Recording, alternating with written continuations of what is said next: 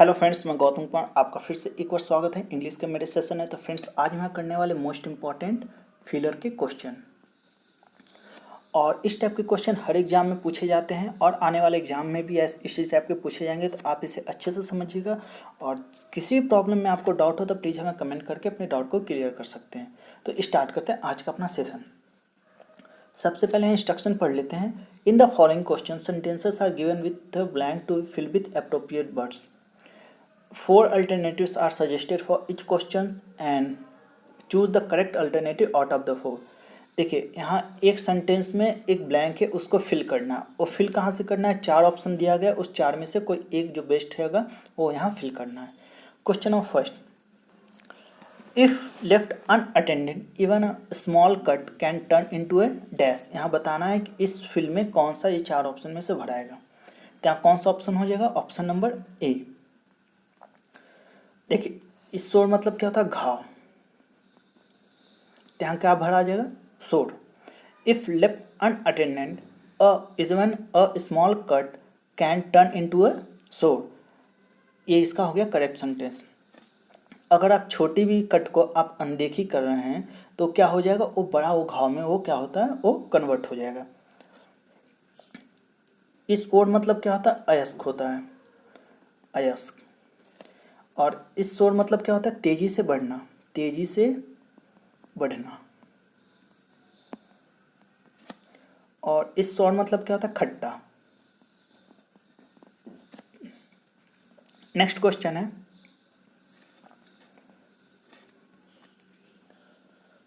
My neighbour is very dash for he believe that nothing good will happen to him. तो आपको यहाँ पढ़ के ये पता चलना चाहिए इस पूरे सेंटेंस का टोन क्या है। ये निगेटिव टोन है। क्या है? निगेटिव टोन को ये बता रहा है। तो यहाँ से आपको 4 ऑप्शन में सबको वही चीज़ फाइंड करना है जो निगेटिव चीज़ को बताता है। तो यहाँ 4 में से कौन सा ऑप्शन हो जाएगा? Option number A. पेसिमिस्टिक मतलब क्या होता है? निराशावादी। ये क्या होता है? ये भी निगेटिव चीज़ को बता रहा है। तो यहाँ से ये क्या हो, यहाँ करेक्ट सेंटेंस बन गया, my neighbour is very pessimistic for he believes that nothing good will happen to him. ये उसका हो गया करेक्ट सेंटेंस। नेक्स्ट क्वेश्चन है,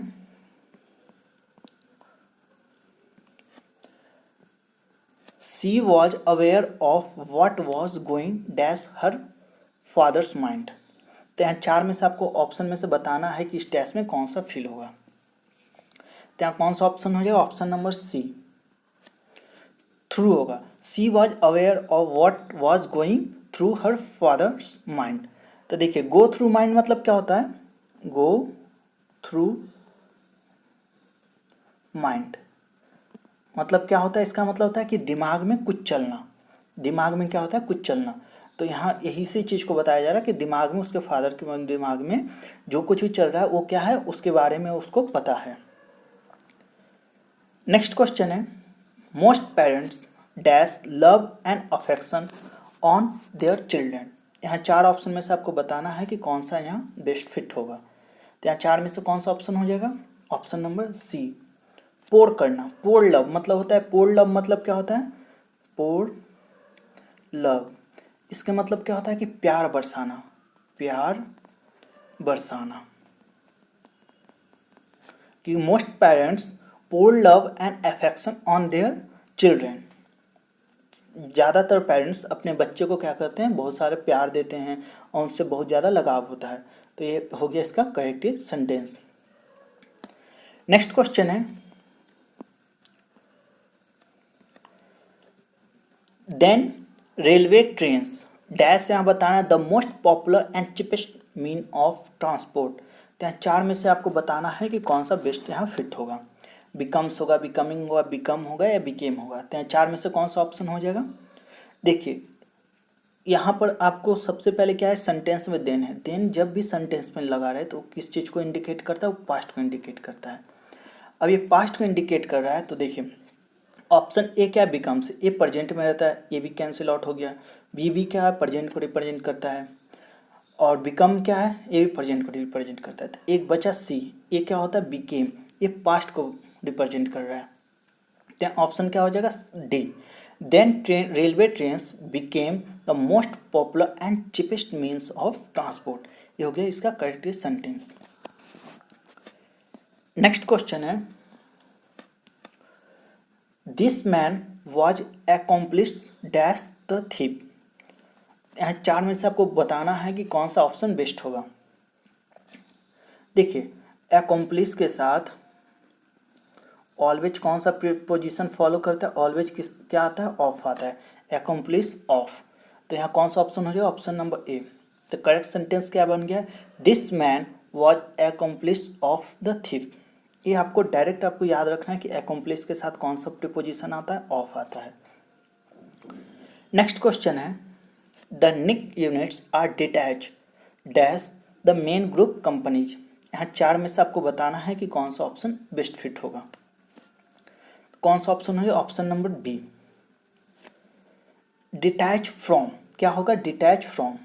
डिटैच फ्रॉम मतलब क्या होता है, किसी चीज से अलग होना, किसी चीज से अलग होना, किसी चीज से अलग होना का क्या होता है, डिटैच फ्रॉम होता है।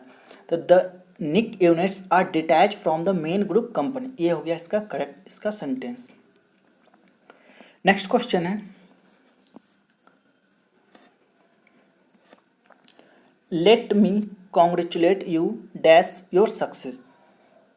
4 में से बताना है कि कौन सा ऑप्शन बेस्ट फिट होगा।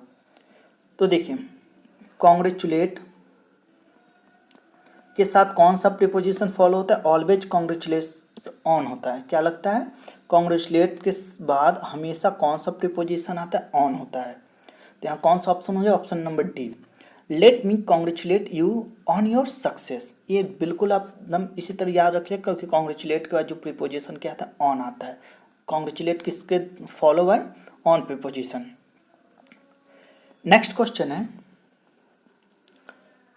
देखिए यहाँ ए है, सी हम अभी यहाँ लिख देते हैं,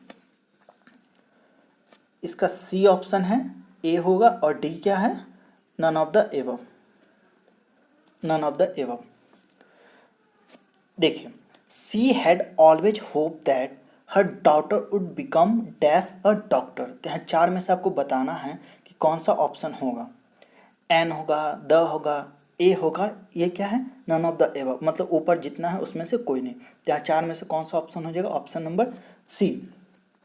यहाँ क्या आएगा, ए फिल होगा, she had always hope that her daughter would become a doctor. ये हो गया इसका करेक्ट सेंटेंस। नेक्स्ट क्वेश्चन है, due to heavy rains water had dash in the low lying areas. यहाँ 4 में से आपको बताना है कि कौन सा ऑप्शन बेस्ट फिट होगा। हैवी रेन के कारण वाटर क्या होता है, यहाँ बताना, गैदर्ड होगा, स्टैग्नेटेड होगा, असेंबल्ड होगा, इंटर्ड होगा। तो 4 में से यहाँ से कौन सा ऑप्शन हो जाए, ऑप्शन नंबर डी। गैदर्ड मतलब क्या होता है, जमा हो जाना। Due to heavy rain water had gathered in a low lying area. जो निचले जो जगह है वहाँ पर क्या होता है, हैवी रेन के कारण वाटर क्या हो गया, जमा हो गया। स्टैग्नेटेड मतलब क्या होता है, इसके मतलब होता है कि शांत या स्थिर, जिसमें कोई भी मोशन ना हो, उसे क्या कहते हैं, स्टैग्नेटेड कहते हैं। असेंबल मतलब क्या होता है, इकट्ठा करना होता है, कोई भी चीज़ को इकट्ठा करना होता है। इंटर मतलब आप कहीं प्रवेश करना होता है। नेक्स्ट क्वेश्चन है, many people who dash practising photography as a hobby turn it eventually into a livelihood. तो यहाँ 4 में से आपको बताना है कि कौन सा बेस्ट ऑप्शन होगा। तो ऑप्शन में कौन सा हो जाएगा, D, start. Many people who start practising photography, बहुत सारे पीपल जो स्टार्ट करते हैं क्या, प्रैक्टिसिंग फोटोग्राफी का एज ए हॉबी, हॉबी के रूप में, turn in it eventually into livelihood, last में किस में कन्वर्ट हो जाता है, वो लिवलीहुड, जीविकोपार्जन का, जीविका का जो चलाने का वो एक जरिया बन जाता है। तो करेक्ट स्टेटमेंट क्या हो गया, many people who start practising photography as a hobby turn it eventually into a livelihood. Next question है, she is dash with lizard. यहाँ 4 में से आपको बताना है कि कौन सा ऑप्शन बेस्ट फिट होगा। तो देखिए, इसके लिए है कि आप विथ किसके साथ लगता है, आपको ये बस फाइंड आउट करना है। तो आपको बहुत आसान हो जाएगा। ऐसे चारों का मीनिंग एक ही होता है। चारों का मीनिंग क्या होता है? डर होता है।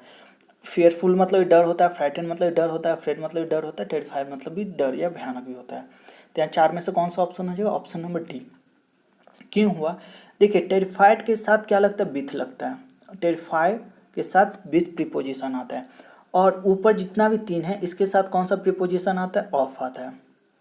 Fearful of, frightened of, afraid of. लेकिन टेरिफाइड के साथ क्या आता है? विथ आता है। विथ, यहाँ ये विथ था, इसी कारण यहाँ टेरिफाइड हो गया। तो सी इज टेरिफाइड विथ लिजार्ड, ये इसका हो गया करेक्ट सेंटेंस। नेक्स्ट क्वेश्चन है, his path was बिसेट dash difficulties. यहाँ बताना है कि चार ऑप्शन में से कौन सा होगा। तो यहाँ चार में से कौन सा ऑप्शन हो जाएगा? Option number B, his path was beset with. Beset के बाद क्या लगता है? Preposition. Beset is always follow by with. Beset with मतलब क्या होता है? मुश्किलों से भरा। His path was beset with difficulties, मुश्किलों से भरा रास्ता था। नेक्स्ट क्वेश्चन है,